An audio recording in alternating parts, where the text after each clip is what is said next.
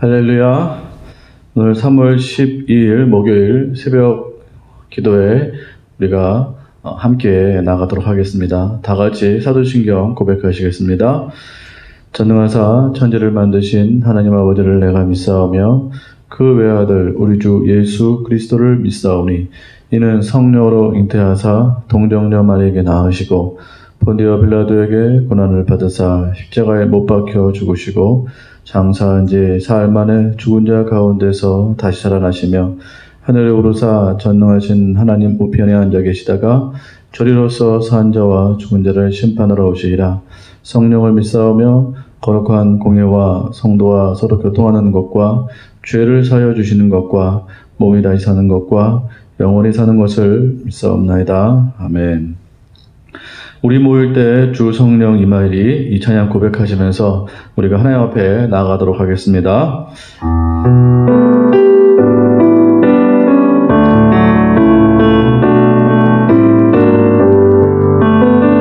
우리 모일 때 주 성령 임하리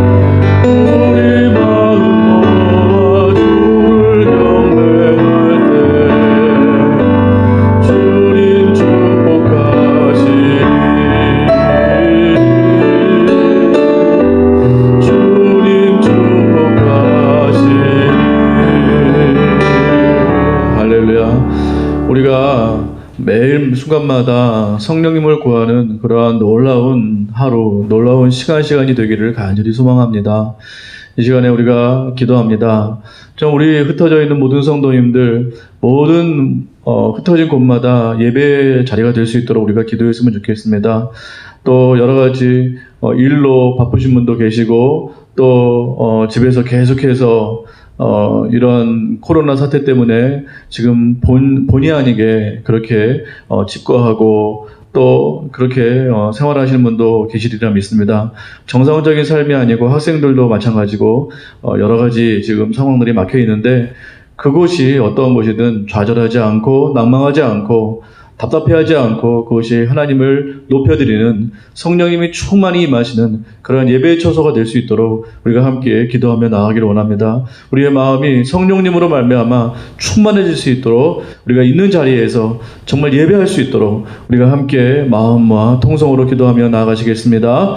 사랑의 아버지 하나님, 이 시간 기도합니다. 아버지 하나님, 우리의 삶에 아버지 코로나 바이러스 사태 때문에 아버지 원치 않은 시간, 원치 않는 자리, 원치 않는 아버지 상황 가운데 놓여 있습니다. 아버지 하나님, 우리를 비싸게 여겨 주시어서 그것이 하나님 좌절의 자리가 아니고 낭망의 자리가 아니고 하나님을 예배하는 자리가 될 수 있도록 인도하여 주시옵소서. 우리 모인 곳에 주 성령님 임하신다고 말씀하고 계십니다. 아버지 하나님, 우리가 정말 그 자리가 성령님이 충만하게 임하시는 그런 은혜의 자리, 예배의 자리가 될 수 있도록 인도해 주시옵소서. 날마다 예배할 수 있게 해주시오며 기도할 수 있도록 인도해 주시오며 아버지 헛된 시간, 아버지 낭망하는 시간, 아버지 불평하는 시간으로 보낼 것이 아니고 하나님 우리의 심령을 새롭게 해주시어서 그곳에서 예배하는 자리가 될 수 있게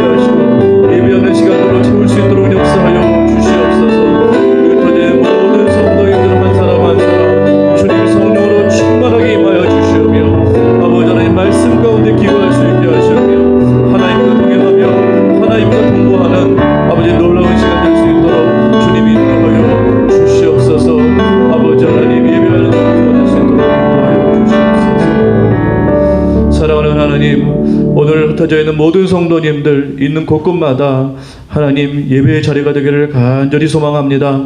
예배의 자리, 아버지 정말 성령 충만함의 자리, 아버지 정말 하나님의 사명을 다시 한번 감당하며 또 그것을 준비하는 귀한 자리가 될 수 있도록 주님 역사하여 주시옵소서.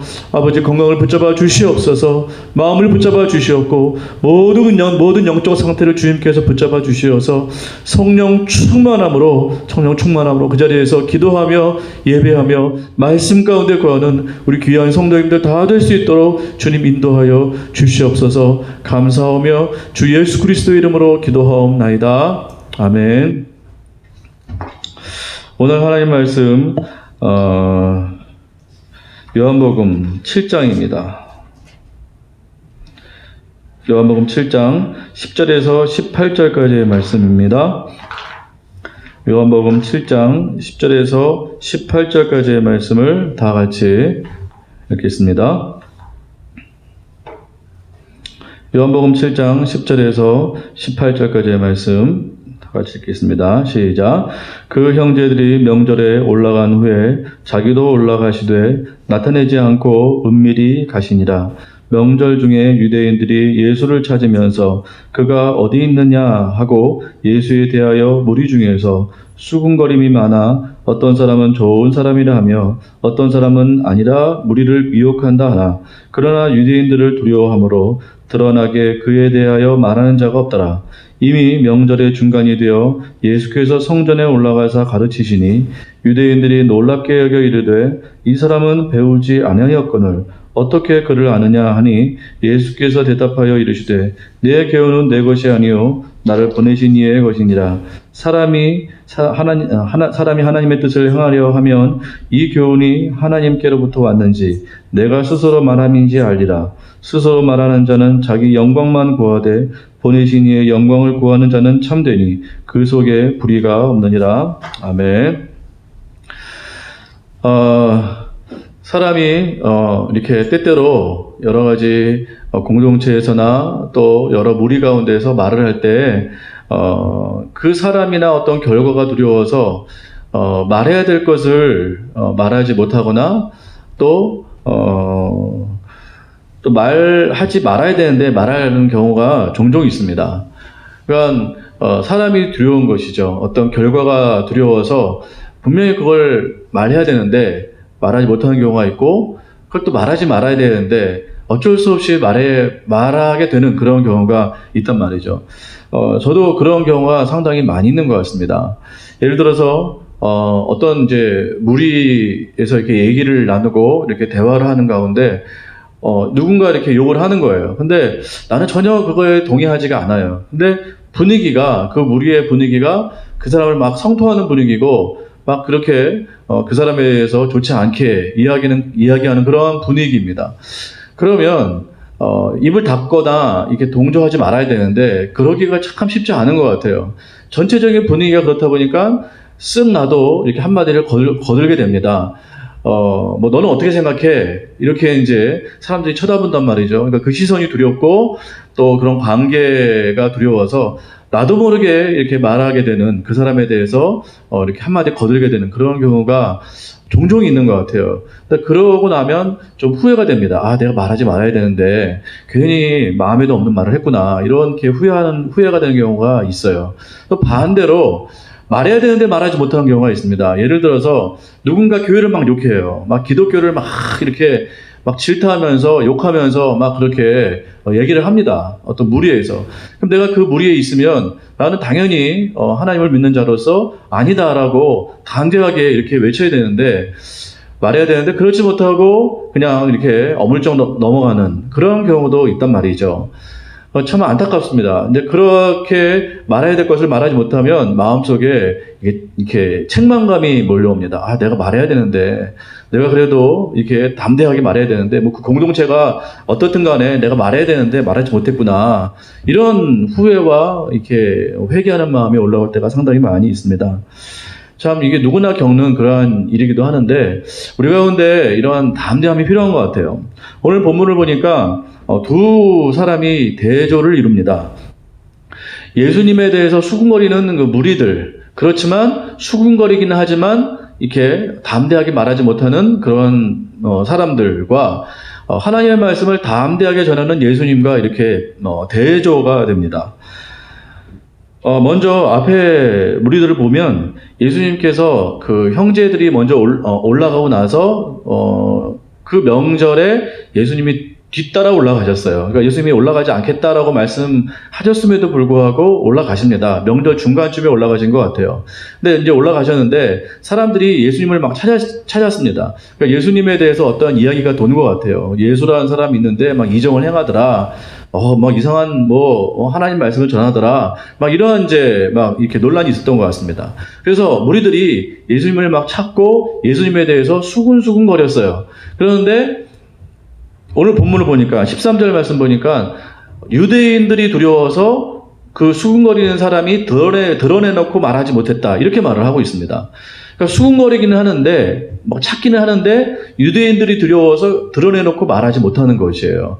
그러니까 담대하지 못한 것이죠. 자기 안에 어떤 의구심이 있어요. 그리고 어떤 사람은 좋은 사람이라고 말하고 어떤 사람은 무리들을 미혹하는 사람이다. 이렇게 나쁘게 평가하고 자기들끼리 막 설왕설래하지만 이 말을 유대인들 앞에서는 못한단 말이에요. 왜냐하면 유대인들이 두렵기 때문에. 그래서 참 비겁한 그 무리들의 모습을 볼 수가 있습니다. 또 다른 이제 예수님의 모습을 우리가 볼 수 있는데요.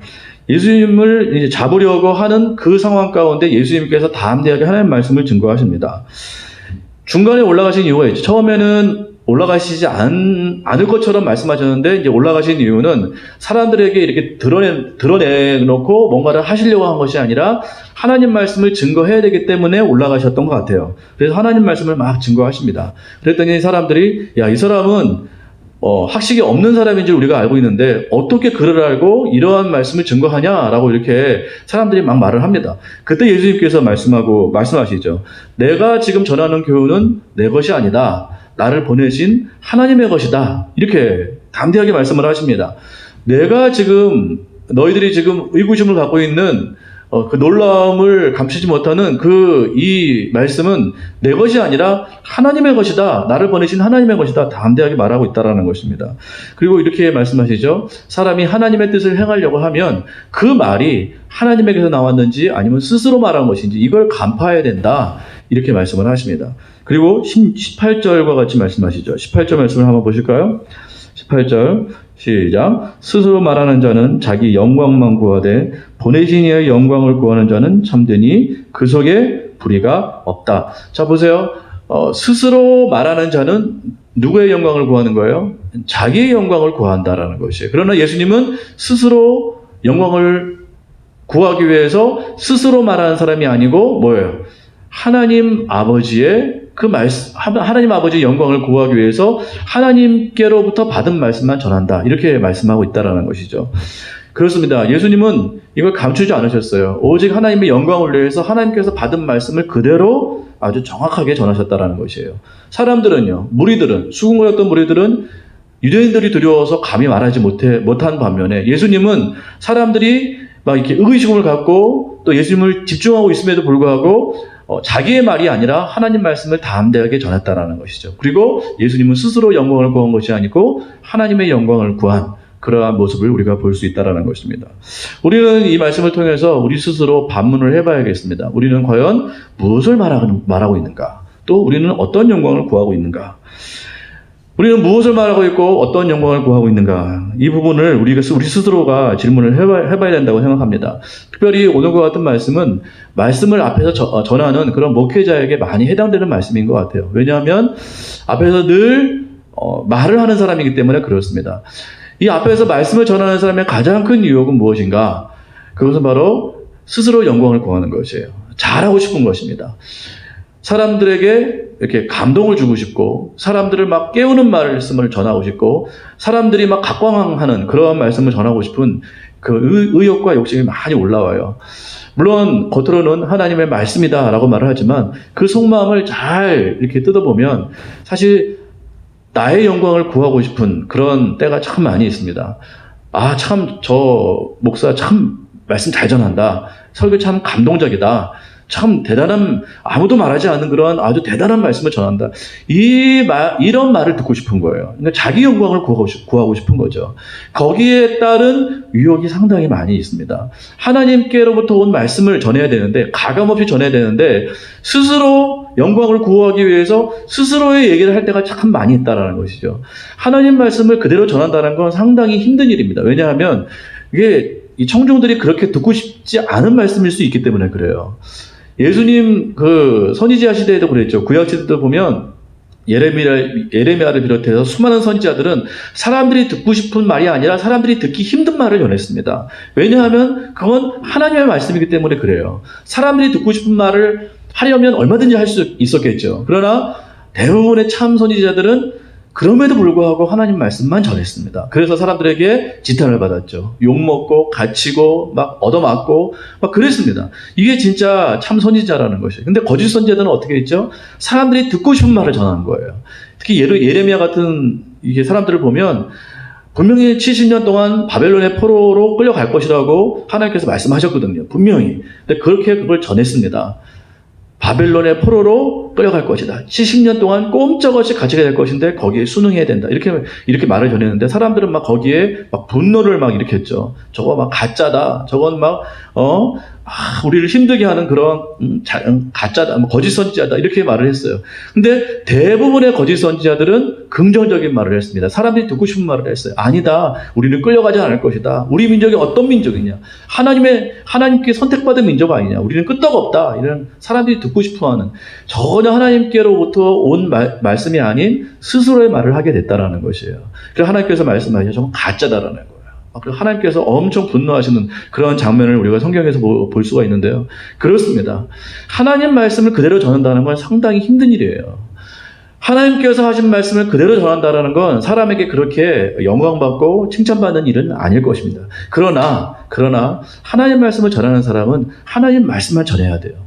왜냐하면 하나님께 영광을 돌려야 하기 때문에 그렇습니다.